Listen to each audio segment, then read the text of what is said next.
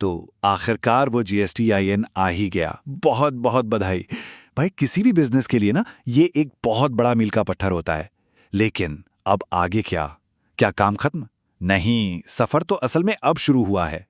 और देखिए, अक्सर लोग यही सोचते हैं, है ना, कि बस जीएसटी नंबर मिल गया मतलब सारा मुश्किल काम तो अब खत्म, अब सब चंगा सी, सब सेफ है।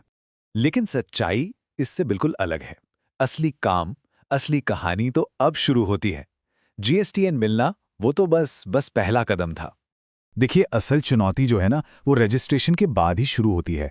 जीएसटीआईएन मिलना, इसे ऐसे समझिए कि जैसे हाथ में एक बहुत पावरफुल टूल आ गया है, लेकिन अगर इसे चलाना नहीं आता, अगर इसका सही इस्तेमाल नहीं किया, तो एक छोटी सी मामूली सी गलती भी भारी जुर्माना लगवा सकती है, घर पर सरकारी नोटिस भिजवा सकती है, और यहां तक कि वो जीएसटी रजिस्ट्रेशन कैंसिल भी करवा सकती है, जिसके लिए इतनी मेहनत की थी। तो चलिए, इसी में थोड़ा और गहराई से उतरते हैं। सबसे पहले ना उन चीज़ों की बात करते हैं जो रोज़मर्रा के काम हैं, मतलब बिजनेस के कोर ऑपरेशंस, सही बिल बनाना और सही टैक्स कलेक्ट करना। जीएसटी हाथ में आते ही सबसे पहला और सबसे जरूरी काम होता है एक कंप्लाइंट टैक्स इनवॉइस बनाना। अब देखिए, हर इनवॉइस में कुछ चीजें तो होनी ही चाहिए, ये नॉन नेगोशिएबल हैं, जैसे बिजनेस का नाम और जीएसटीआईएन, ग्राहक का जीएसटीआईएन अगर वो रजिस्टर्ड है तो, एक unique invoice number, HSN code, और सबसे जरूरी सीजीएसटी, एसजीएसटी या आईजीएसटी का एकदम साफ साफ ब्रेकडाउन। समझ लीजिए, ये पूरे जीएसटी कंप्लायंस की नींव है। और एक गलत इनवॉइस को ना सिर्फ एक कागज की गलती मत समझिएगा। इसके चक्कर में जुर्माना तो लग ही सकता है, पर उससे भी बड़ी प्रॉब्लम क्या है, आपके कस्टमर का इनपुट टैक्स क्रेडिट ब्लॉक हो सकता है। सोचिए, इससे सिर्फ आपकी रेपुटेशन खराब नहीं होगी, बल्कि आपके बिजनेस के कैश फ्लो पर भी सीधा असर पड़ेगा। अच्छा, अब आते हैं सही टैक्स लगाने पर। इसमें ना अक्सर लोग कंफ्यूज हो जाते हैं, पर नियम एकदम सीधा है, बिल्कुल सिंपल। अगर आप अपने ही स्टेट में मतलब इंट्रा स्टेट सेल कर रहे हैं तो बिल पर लगेगा सीजीएसटी और एसजीएसटी।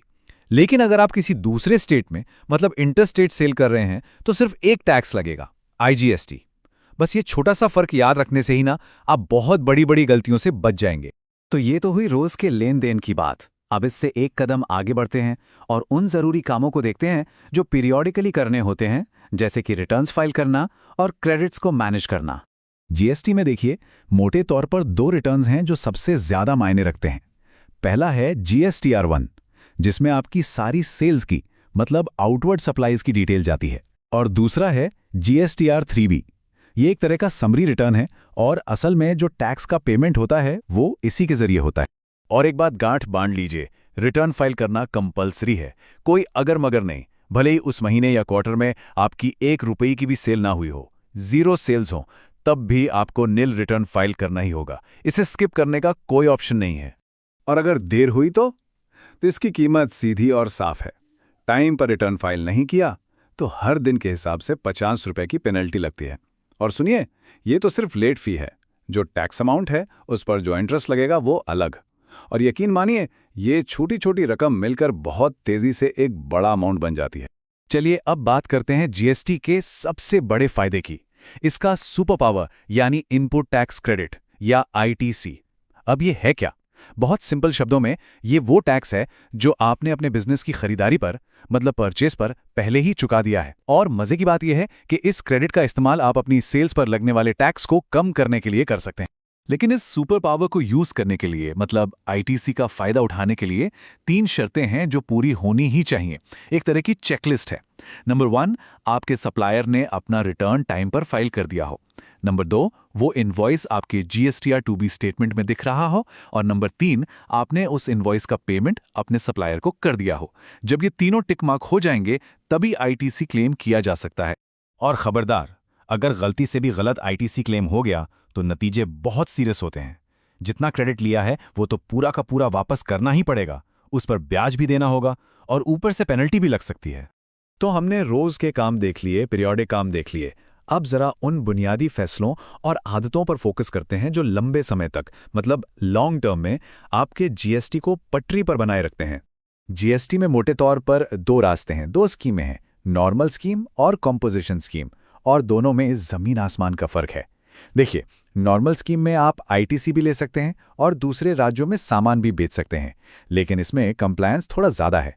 वहीं कॉम्पोजिशन स्कीम में ना तो आईटीसी मिलता है और ना ही आप इंटरस्टेट सेल कर सकते हैं। पर हाँ, इसका कंप्लायंस बहुत बहुत सिंपल होता है। तो जो भी स्कीम चुनी है उसके नियमों से खेलना बिल्कुल मना है, ये बहुत ज़रूरी है। मान लीजिए कोई कंपोजिशन डीलर है और वो दूसरे स्टेट में माल बेच देता है या आईटीसी क्लेम कर लेता है, तो ये सीधा सीधा नियमों का उल्लंघन है और इसका नतीजा रजिस्ट्रेशन कैंसिलेशन तक हो सकता है। अब आते हैं रिकॉर्ड्स पर। कानून कहता है कि आपको अपने बिजनेस से जुड़े सारे खाते, सारे रिकॉर्ड्स कम से कम 6 साल तक संभाल कर रखने हैं। ये कोई चॉइस नहीं है, ये एक कानूनी ज़रूरत है। और इन रिकॉर्ड्स का मतलब क्या है? मतलब आपका सेल्स रजिस्टर, परचेज रजिस्टर, हर छोटे बड़े खर्च का हिसाब और आपका स्टॉक का रिकॉर्ड। और ये क्यों ज़रूरी है? क्योंकि कभी भी कोई सरकारी ऑडिट हुआ या कोई नोटिस आया तो यही ऑर्गेनाइज्ड रिकॉर्ड्स आपके सबसे बड़े बॉडीगार्ड साबित होंगे। तो अब हम धीरे धीरे इस पूरी बातचीत के सार की तरफ बढ़ रहे हैं। और सबसे ज़रूरी बात जो समझनी है वो ये है कि जीएसटी कंप्लायंस कोई वन टाइम जॉब नहीं है। ये बिजनेस चलाने का एक लगातार चलने वाला एक इंटीग्रल हिस्सा है। तो फिर जीएसटी में सफलता का फॉर्मूला क्या है? ये सिर्फ 4 सिंपल चीज़ों पर टिका है। पहला, हमेशा सही इनवॉइस। दूसरा, सही टैक्स कलेक्शन। तीसरा, टाइम पर रिटर्न फाइलिंग। और चौथा, प्रॉपर रिकॉर्ड कीपिंग। बस ये 4 पिलर्स हैं जिन पर आपका पूरा जीएसटी कंप्लायंस टिका है। और यही सबसे सबसे ज़रूरी बात है।